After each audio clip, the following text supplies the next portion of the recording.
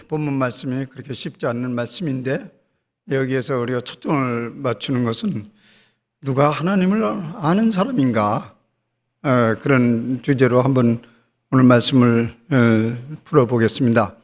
그래서 이런 주제로 말씀을 생각해 볼 때 오늘 본문 말씀의 중심은 이것처럼 보입니다. 누가 주의 마음을 알아서 주를 가르치겠느냐? 누가 주의 마음을 알아서 주를 가르치겠느냐? 이 말씀은 이사야 말씀을 약간 변형시켜서 인용한 말씀입니다. 이 얘기는 이런 거죠. 누가 하나님을 안다고 하나님에 대해서 이러쿵저러쿵 말하겠느냐, 이런 얘기입니다. 이에 대한 사도 바울의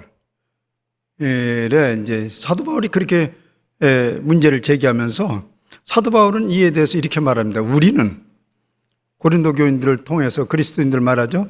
우리는 안다. 누가 아느냐 그러는데 우리는 안다. 어떻게? 우리는 그리스도의 마음을 가졌기 때문이다. 이제 이것이 오늘 말씀을 이제 풀어가려는 중요한 요지입니다. 2절 말씀은 이렇게 됩니다. 사람의 일을 사람의 속에 있는 영 외에 누가 알리요? 이 말은 누가 내 속을 알아? 우리 사람들, 당신 내 속을 알아? 내 뱃속에 들어갔다 왔어? 그 사람 외에는, 혹시 내 뱃속에 들어갔다 나온 사람 외에는 나를 누가 안다고 말할 수 있어? 혹 알려고 한다면 그 사람은 내게 있는 영, 우리말로 말하자면 내게 가진 얼을 받은 사람은 혹 알지 몰라. 그 사람이 내 영혼 속에 들어갔다 왔다면 그때 알 수 있겠지. 이런 얘기입니다. 대단히 어려운 얘기죠. 이 문제는 철학에서도 많이 다뤘습니다. 특히 데카르트라는 사람이 이런 문제에 대해서 굉장히 고민을 했습니다. 그가 남겨놓은 유명한 명제 있잖아요. 우리는 다 그거 알아요. 나는 생각한다, 고로 존재한다. 고기토 에르고썸. 여기서 생각한다, 나는 생각한다. 뭘 생각한다는 말입니까? 내가 사물을 보는 것을, 이 컵을 보면서 이게 컵이다, 내가 규정을 했어요. 근데 데카르트는 진짜 이게 컵인지를 어떻게 아느냐? 왜냐하면 이것이 내가 인식하는 나와 이만한 거리가 떨어져 있는데 그걸 컵이라고 단정할 수가 없다. 그래서 자기가 보는 모든 사물에 대해서 회의를 가졌습니다. 그런데 그 회의하는 가운데 하나 발견한 게 있습니다. 적어도 회의를 하고 있는 나는 존재하는 것이 확실하다. 그 내가 존재한다는 것은 그것만이 참이다. 만약 그 끝까지 회의하게 되면 회의는 누가 하냐고요. 그러니까 그런 어떤 위대한 명제를 알아냈습니다. 이런 식으로 접근해 간다면요, 하나님은 누가 알아요? 하나님은 다른 분은, 다른 존재는 전혀 알 수 없어요. 하나님은 하나님 자신만 알 수 있어요. 우리가 무진 애를 쓴다 해도 하나님은 그렇게 알 수는 없어요. 그러면 알려면 어떻게 되냐면 그분의 속에 들어갔다 나와야 돼요. 그런 사람이 없다면 하나님은 하나님밖에 알 수가 없죠. 그래서 사도 바울도 그런 얘기를 하네요. 하나님 외에는 하나님을 아무도 알 사람이 없다. 사도 바울의 주장이 이렇게 데카르트의 주장과 상당히 일치하는 면이 있어요. 그러면 데카르트와 사도 바울은 회의주의자입니다. 회의주의자. 실제 그런 게 있는 거야. 이렇게 회의주의자. 의심이 많은 그런 사람이라는 얘기죠. 근데 만약 그런 상태라면 지금 사도 바울이 데카르트와 비슷한 상태의 사상가라고 한다면 믿음을 어떻게 가져요? 하나님을 알지 못하면서 믿는다고요? 하나님을 알지도 못하면서 믿는다고요? 그러면 이렇게 얘기해요. 모르니까 믿지. 누가 아는 걸 누가 믿어? 그건 말 돼요. 맞는 소리예요. 그것이 기독교 믿음의 출발인 것은 사실입니다. 모르니까 믿는 거예요. 그런데 끝까지 아무것도 모르는데 믿음으로 밀어붙일 수 있어요? 그렇게 주장은 할 수 있지만 그런 믿음은 언제까지나 지킬 수는 없습니다. 성경도 그렇게 가르치지 않아요.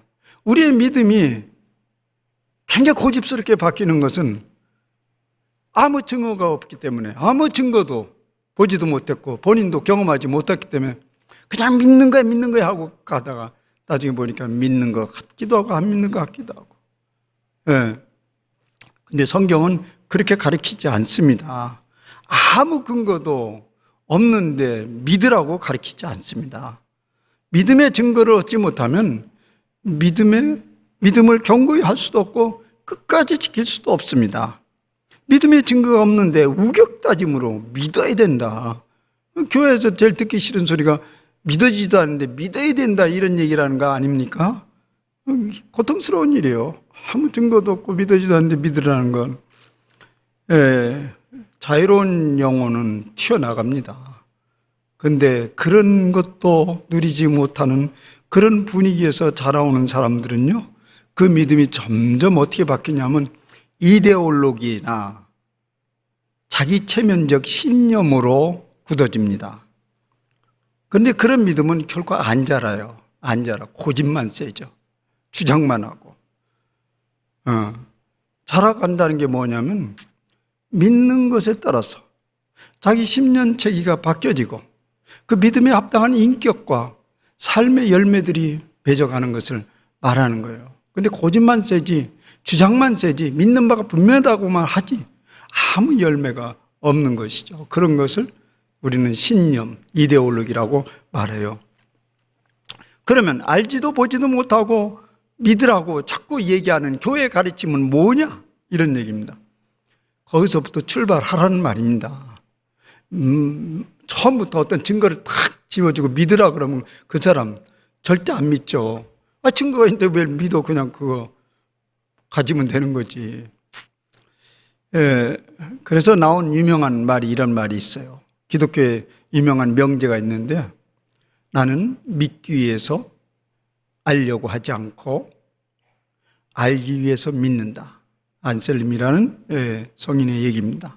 나는 믿기 위해서 알려고 하지 않고 알기 위해서 믿는다. 이 명제는 무조건 믿으라는 말은 아닙니다. 믿으면 그 증거가 쌓여지고 거기서부터 점점 믿음이 탄탄해져 간다는 것입니다. 예를 들자면 이런 것이죠. 삼라만상의 모든 만물이 하나님에 의해서 지어졌다고 믿는다면 누가 그것을 다 조사해보고 맞아 하나님이 지었어 이런 사람 아무도 없어요. 알 수가 없어요.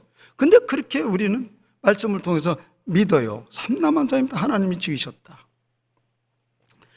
그 이후부터 그 증거는 수집 가능합니다. 봄, 여름, 가을이라는 변함없는 계절을 경험하면서 변함없으시고 한결같으신 성실하신 조물주의 손길을 느낍니다. 자연과학자는 그것을 자연법칙이라고 말하지만 믿는 사람들은 만물을 향해서 하나님이 끊임없이 일하신다는 것을 경험합니다. 예수님께서 말씀하신 대로 하나님이 일하시니 나도 일한다. 끝없이 펼쳐지는 우주 행성들의 장렬한 장엄한 행렬은 누구의 명령을 따라서 그렇게 움직이니까요? 저렇게 질서정연하고 변화무쌍한 장면을 누가 연출해냈습니까? 그 신묘막측한 움직임을 불확정성의 원리라고 말하기도 합니다. 무질서하고 제멋대로 돌아가는 것처럼 보이지만 실상은 그 내면에 측정 불가능한 법칙이 지배하고 있다는 사실입니다.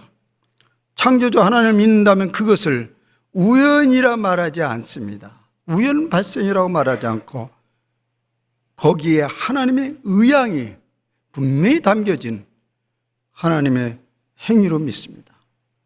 자연과학자들은 그 의도를 알려고 하지 않습니다. 그냥 보통 자연과학자들은 의향이 뭐든지 중요하지 않아요. 그러나 믿음의 사람들은 그 의향을 알려고 합니다. 그것이 하나님을 알려는 몸부림입니다. 사실 아인슈타인은 그렇게 말한 바 있어요. 이전에 제가 한번 인용한 바가 있습니다. 자신의 전체 물리학적 이 탐구의 궁극적 목표는 그것에 있다고 말하자면 하나님의 의향을 알아내는데 자기가 그 목표가 있다고 그렇게 말한 바 있습니다.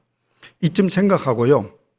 사도 바울이 주장하는 하나님에 대한 암과 그 믿음이 바로 이러한 것들일까요? 지금까지 수집한 이런 것들일까요?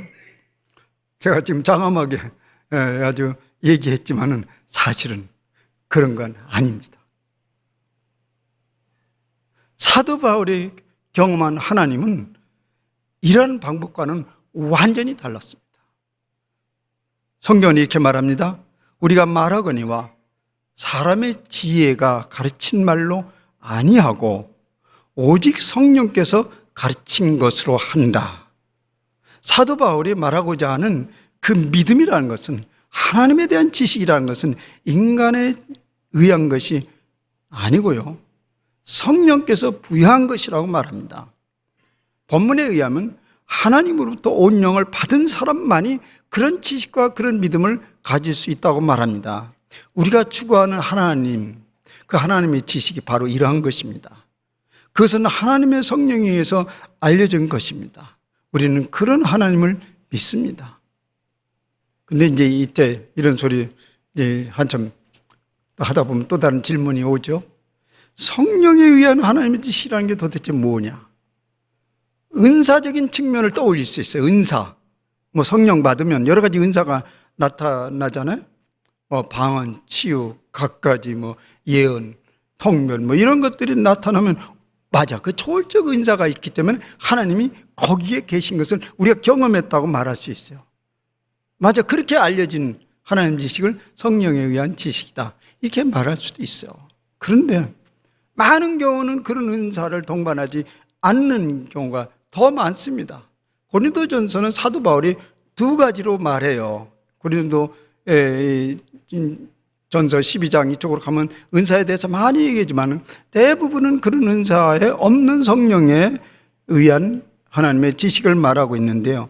그런 것을 얘기하다 보면 갑자기 사람들은 혼란스러워요. 도대체 그런 것이 뭐예요? 보이지도 않고 느껴지지도 않고 만져지지도 않는데 은사는 그런 것이 보이잖아요. 사도 바울은 이 얘기에 대해서 이렇게 말합니다. 사람의 지혜와 성령을 대비시킵니다. 이 대비적인 이제 방법을 사용하는 거죠. 성령의 지혜와 사람의 지혜는 다르다. 그러면서 성령에 의한 것의 독특성을 이제 설명합니다. 그리고 그것을 또 다른 곳에는 오늘 본문의 바로 앞에서는 뭐랑 비교를 하냐면 사람의 지혜와 그리스도의 십자가와 이렇게 대비를 시켜요. 사람의 지혜와 그리스도의 십자가의 도는 근본적으로 다르다. 바울이 믿고 또 사람들에게 전하고자 하는 건 뭐냐면 사람의 말과 지혜의 아름다움, 수사학적 설득력에 의한 것이 아니고 십자가에 못 박히신 그리스도다. 이렇게 얘기합니다. 그리스도를 통한 그 지식 믿음을 전하는 것이다. 사람의 지혜와 성령을 이렇게 나란히 대비하는 것처럼 뒤에서는 사람의 지혜와 십자가에 못 박힌 그리스도를 대비하고 있어요. 여러분들 이게 잘 쫓아가면 이제 나중에 뭐가 일치가 되냐면 요거 A와 B를 거치고 또 B와 C를 지키면 결국 양쪽 B는 같은 거예요. 결국 뭐냐면 성령의 지혜는 십자가에 달리신 그리스도와 관계가 있는 거예요. 성령의 지혜는 십자가에 달리신 그리스도와 관계가 있습니다. 이제 말씀 서두에서 던진 질문으로 또 돌아가 봅시다. 누가 주를 알고 있느냐? 누가 하나님에 대한 참된 지식을 가지고 있다고 말할 수 있는가? 그것은 세상의 지혜로는 아무도 알 수 없는 것. 사도 바울 자신과 그 일행이 알고 있는 그것이에요. 그것을 어떻게 알았냐? 사도 바울 자기는 알고 있다고 그래요. 너희들은 모를 거야. 세상 사람 모를 거라면서 나는 알고 있어. 우리는 알고 있어. 어떻게? 그리스도의 마음을 가졌기 때문이다. 이미 앞에서 얘기한 것과 연결이 되죠. 그리스도의 마음을 가지고 있어요. 성령은 그리스도의 마음과 상통하는 것입니다. 그리스도의 어떤 마음인데요? 그리스도의 마음 어떤 마음? 바로 금방 얘기한 대로 십자가에 달리신 그리스도의 마음입니다. 나는 그것을 알고 있기 때문에 나는 하나님을 안다 할 수 있다.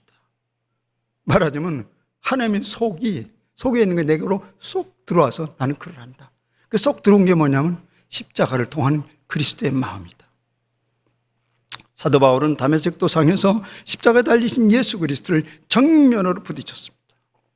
그리고 세월이 흘러가면서 그 예수님, 십자가에 달리신 예수님에 대한 깊은 이해와 경험을 가지게 되었습니다. 그래서 그리스도 마음이 다름 아닌 하나님의 마음이라는 걸 알아차렸어요. 하나님 마음. 그 힘으로 바울은 그 험난한 인생길을 걸으면서 자기의 사명을 다 감당할 수 있었어요. 그래서 이런 고백을 했어요. 그가 그리스도의 사랑이 우리를 강권하시도다. 그리스도의 사랑이 나를 미치게 한다. 그런 얘기를, 그런 고백을 했습니다. 그것이 하나님이 어떠하신지를 경험하고 있다는 말입니다. 긍휼과 용서로 가득 찬 하나님 마음, 노하기를 더디하시고 인자심이 끝없이 신 그 하나님 마음, 그래서 당신 자신을 몽땅 내어주시고 원래대로 회복시키고 싶은 하나님 마음, 그것이 바로 구원하시고자 하는 하나님의 열심과 열망의 마음입니다.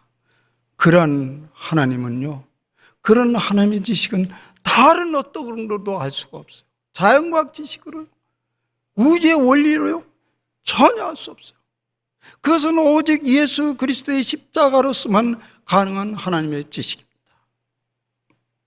성 아우구스티누스요, 우리는 보통 어거스틴이라고 말하는데 그 고백록에는 이런 기록이 있습니다. 그 사실 굉장히 똑똑한 사람이고 수사학자하고 철학자였어요. 그같이 그 시시껄렁한 기독교는 거들떠보고 싶지도 않았어요. 어머니, 무식한 어머니가 열심히 믿는 그런, 나는 그런 종교는 싫다. 근데 그가 고백록에서 그런 얘기를 해요. 어느 날 자기는 성육신하신 사람이 되신 예수 그리스도를 알게 되었다. 근데 그런 지식은요, 자기가 이제까지 추구했던 어떤 철학에서도 어떤 종교에서도 찾아볼 수는 없는 하나님이었다. 그래서 마침내 나는 그 그리스도께로 돌아올 수밖에 없었다. 사실 이 경험은 사도 바울이 바로 경험한 것이었습니다. 유대교로부터 예수 그리스도로 돌아섰습니다. 그리고 일생 십자가를 전하고 자랑하는데 자기 삶 모두를 다 쏟아부었습니다. 우리가 여러 채널을 통해서 하나님에 대한 지식을 얻을 수 있습니다. 여러 채널을 통해서. 자연을 통해서 창조주 하나님을 알 수 있습니다. 형이상학적이고 철학적인 탐구를 통해서 만물의 원리이신 하나님을 알 수 있습니다. 그런데 이렇게 탐구할지라도, 아무리 탐구할지라도 모든 하나님 지식을 얻을 수 없습니다. 그리고 결정적인 하나님 지식을 얻을 수 없습니다. 왜 우리는 그렇게 탐구할지라도 하나님 지식을 상당히 수집해낼 수 없을까요? 안다고 해도 매우 부분적일 수밖에 없을까요? 두 가지 이유 때문에 그렇습니다. 첫째는 인간 자체가 광대무변하신 그 하나님을 다 알 수 있는 주제가 되지를 못해요. 인간 자체가. 둘째는 인간이 하나님에 대한 모든 지식을 다 알 필요가 없습니다. 다 알 필요가 없어요. 꼭 알아야 할 것만 알면 그만입니다. 우리가 이 땅에서도 모든 지식을 다 알 수도 없고 알 필요도 없습니다. 꼭 알아야 하는 것만 알면 모든 것을 아는 것이나 마찬가지입니다. 나머지는 몰라도 문제가 되지 않습니다. 마찬가지로 우리가 하나님을 안다고 할 때 얼마나 하나님의 속성을 많이 아느냐가 중요한 것이 아니라 꼭 알아야 될 하나님의 지식을 알고 있느냐가 중요합니다. 왜 우리는 하나님을 알려고 합니까? 하나님을 알려고 어제도 제가 그런 논란을 이 추석 가족들 모여서 한참 했는데, 왜 온갖 지식을 막 드러내고 아는 체 합니까? 지식욕입니까? 호기심입니까? 사실 그런 지식은요, 몰라도 괜찮아요. 불편함이 없어요. 호기심으로부터 하는 거, 그저 자기를 드러내고 싶은 지식 욕구에서 하는 거, 몰라도 괜찮아요. 삶에 지장이 별로 없어요.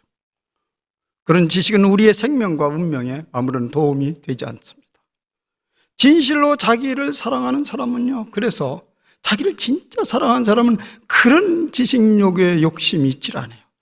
참된 그거 하나, 그 하나님 지식을 알려야 합니다. 그 하나님에 대한 그 참된 지식은 알아도 좋고 몰라도 좋은 것이 아닙니다. 그것을 알기만 하면 나머지는 몰라도 상관이 없는 그런 지식입니다. 그런 하나님 지식은 어디서 구합니까? 어디서 구해요, 그것을? 사도 바울의 깨우침은 오직 성령에 의해서라고 합니다. 성령에 의한 것이란 십자가에 달리신 그리스도를 통한 하나님의 지식입니다. 십자가를 통한 하나님의 지식을 형이상학적인 것이 아니라 절대적으로 필요한 생명의 지식이기 때문에 그렇습니다. 그래서 사도 바울은 그 십자가에 도에서 그렇게 도에 대해서 집착했어요. 아주 집착을 했어요. 그가 주장하기를 이렇게 말합니다. 하나님의 증거를 전할 때 말과 지혜로 지혜의 아름다운 것으로 아니하나 하였나니, 사실 그는 말과 지혜가 많은 사람이었어요. 더 이상 그런 거 사용하지 아니하고 내가 예수 그리스도와 십자가에 못 박히신 것 외에는 아무것도 알지 아니하기로 작정하였다. 이 지식이 곧 모든 지식을 평정했습니다. 모든 지식을 다 평정해버렸어요. 그리고 그것이 진실로 살 길이라는 것을 체험했습니다. 바울은 이미 많은 하나님의 지식, 율법적 지식을 가지고 있었던 터라 십자가를 통한 하나님의 지식이 그러한 것들과 얼마나 다른 것인가를 몸소 체험했습니다. 그래서 상대적으로 이전에 얻은 모든 지식은 내가 몰라도 돼. 다 잊어버려도 돼. 보잘것없는 것이라는 것을 경험한 것이죠. 만약 바울의 이 경험이 우리 자신의 것이 된다면 우리의 삶이 얼마나 달라지겠습니까? 기준이 되는 지식을 터득 했기 때문에 우리의 삶의 자세와 우리의 마음의 의향은 완전히 명료하고 단순해질 것입니다. 왜 그 지식이 그렇게 소중한가요? 십자가에 달리신 예수 그리스도를 통해서 얻은 하나님의 지식이 나의 생명과 운명과 직결되어 있기 때문에 그렇습니다. 한마디로 말해서 십자가를 통해서 우리에게 알려진 하나님은 우리 머리 안에서 끄떡끄떡 그러해 라는 지식이 아니고 우리의 마음, 가슴을 파고드는, 폐부를 찌르는 그런 지식이기 때문에 그렇습니다. 십자가의 도 안에는 아무런 계산이 없이 무한 자비와 무한 용서와 무한 환영이라는 하나님의 마음이 고스란히 담겨 있습니다. 그것을 놓치면 엄청난 것을 놓치게 되지요. 그러나 그것을 잊었다가, 그래서 그런 지식은 알았다가 그 다음 잊어버려. 필요하면 네이버에서 다시 찾아 확인하는 그런 지식은 아닙니다. 모든 것을 평정할 만한 지식이기에 거기에 우리가 붙들리는 것입니다. 이것이 성경이 전해주고자 하는 하나님이십니다. 성경에서 여러저러 복잡한 것을 찾을 필요가 없어요. 이것을 알려주는 것입니다. 그러면 이것을 알으면 하나님의 모든 것을 알았다고 할 수 있습니다. 이 십자가의 믿음을 우리가 믿고 있다면 우린 더 이상 하나님이 어떠한 분이신지 모르겠다고 말하면 안 됩니다. 이 십자가의 믿음을 우리가 믿고 그것을 우리가 일생의 목표로 삼고 살아간다면 우리는 하나님이 어떠한 분이신지 모른다고 말하면 안 된다니까요.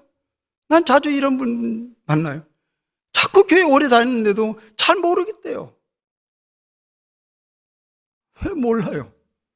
잡다한 것을 알려고 들으니까 그렇죠. 그런데 그 사랑이 너무나 엄청나기에, 근데 문제는 제가 이렇게 강조를 해도 마음에 꽉 와닿지 않는 이유는 그것이 엄청나서 그래요. 엄청나서 와닿질 않아요. 경제 감각이 낮은 사람은 큰 돈은 감각이 안 와요. 조그만 단위 실제적이야. 마찬가지죠. 엄청나게 감각적으로 와닿지 않아서 우린 답답해요.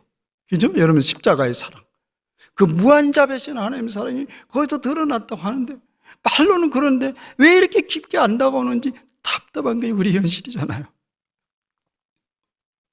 그래서 성경도요, 예수님 스스로도 그랬어요.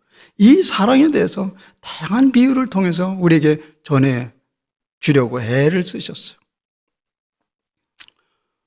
그래서 저도 오늘 비유를 한번 들어보겠어요. 그 하나님, 무조건적인 사랑. 십자가를 통해서 드러난 사랑. 근데 오늘 우리 시대에 이것을 좀 비유로 들자면 어머니의 사랑이 잘 맞지 않을까 생각이 듭니다. 물론 턱도 없는 비유예요. 그 십자가의 사랑과 턱도 없는 비유지만 그래도 우리가 보다 쉽게 이해할 수 있는 범위 안에서 찾자면 미안하지만 부성애보다 모성애가 더 적합할 듯해요. 예. 자식들은 왜 아버지보다 어머니에게 그렇게 집착하는지 모르겠어요. 저는 아버지를 아빠 입장에서 섭섭해요. 나도 할 일 다 했는데 왜 엄마한테만 집착하냐? 그 결과를 예측하지 않고 쏟아부어주는 사랑 때문에 그렇습니다. 결과를 예측하잖아요. 예단하잖아요. 그냥 쏟아주는 거예요. 지난 여름 휴가 때요. 제가 살짝 경험한 거지 비유로 좀 들어보려고 합니다. 제가 여름 휴가 때 지리산 중턱에 어떤 마을에서 며칠을 머물렀습니다.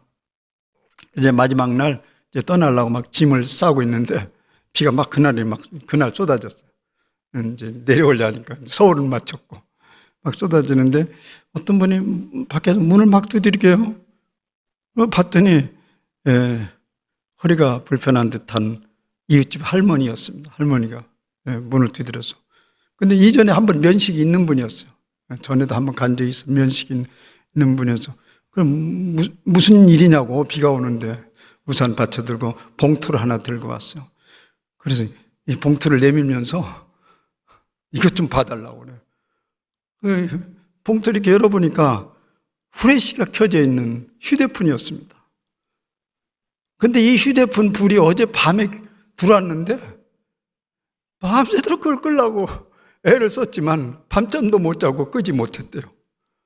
그래서 오늘 아침에 오전에 병원 갈 일이 있어서 병원 가가지고 병원 여러 사람들에게 꺼달라고 부탁을 했지만 아무도 모른다고 그래요.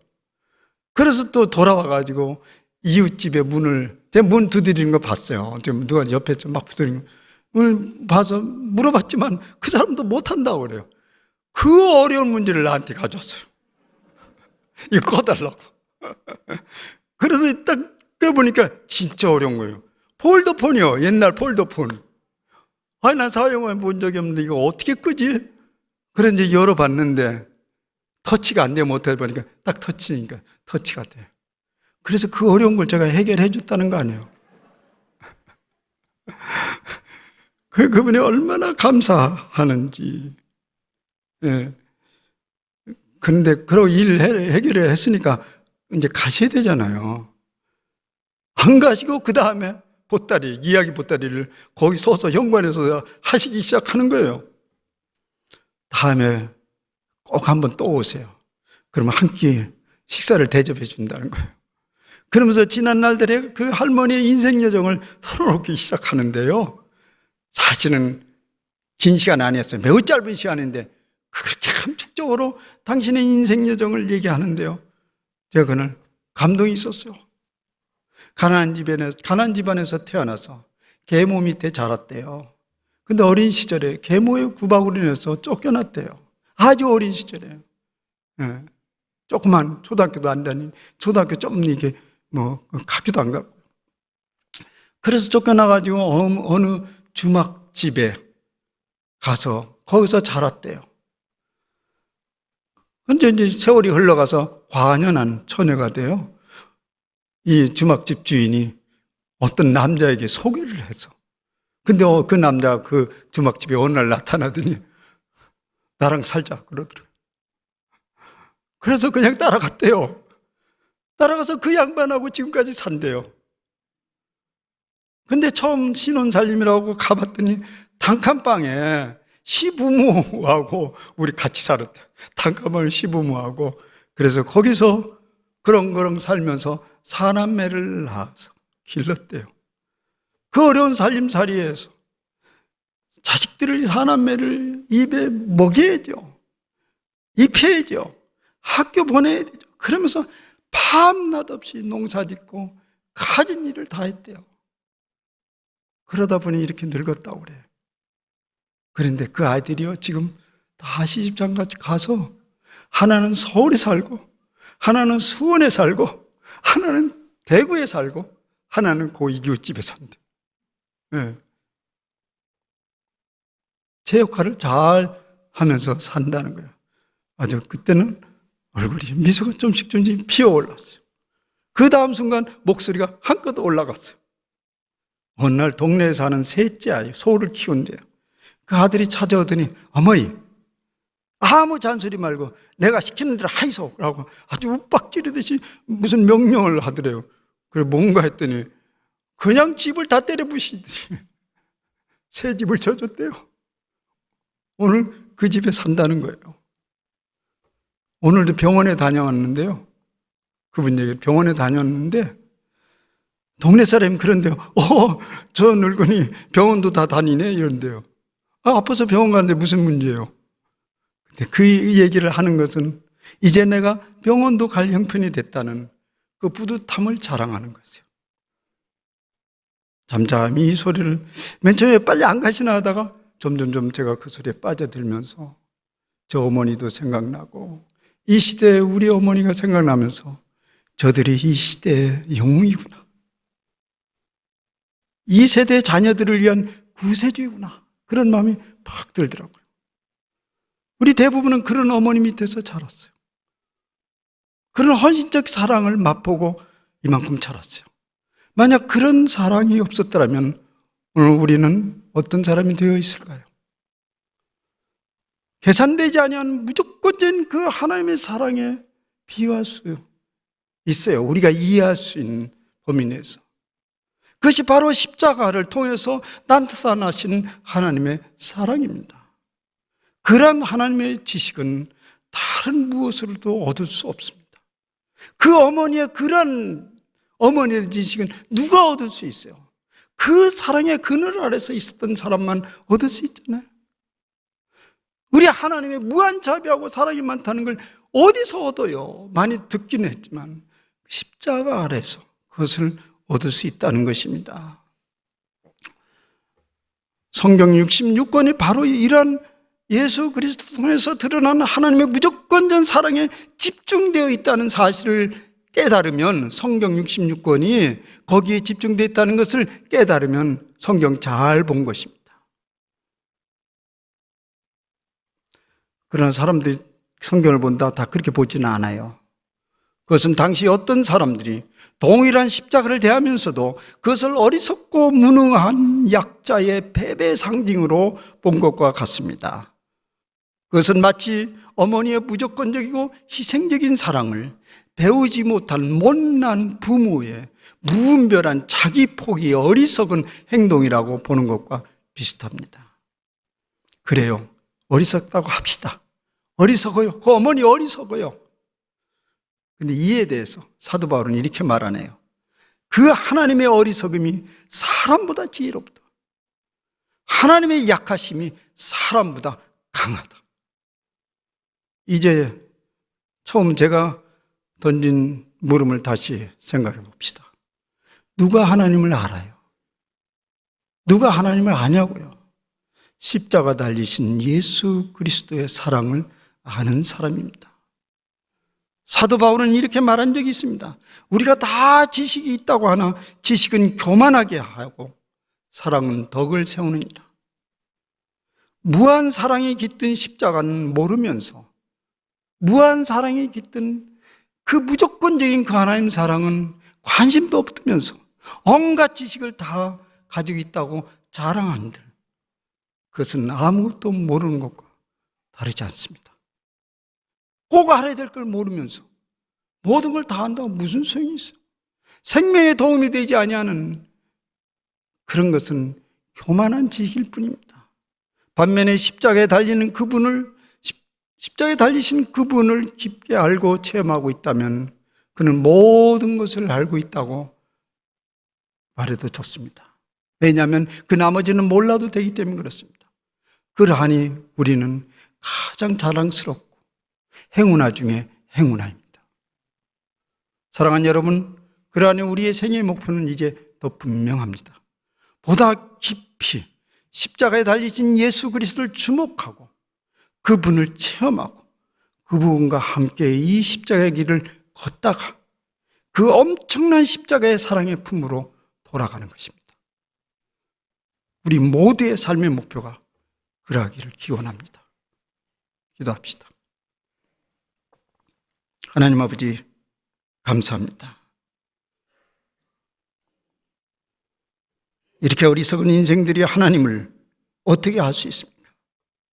그러나 당신이 이 땅에 사람으로 뛰어들었습니다. 자기 자신을 내어주었습니다.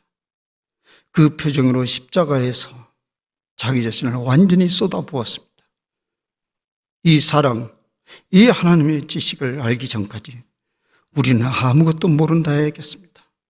주님, 그런데 오늘 우리는 어떻게 믿었는지 그 믿음을 가지게 되었습니다. 그것이 오늘 우리를 이만큼 성숙하게 하였고 이만큼 사람 되게 하였습니다. 주님, 감사합니다. 그러나 여전히 때때로 답답합니다.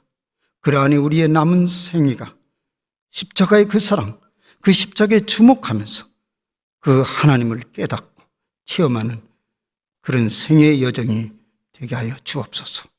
그리고 마침내 그 엄청난 사랑의 품에 나 자신을 내어 던지면서 생애를 마치는 저희들이 되게 하여 주옵소서. 예수님의 이름으로 감사하며 기도하옵나이다. 아멘.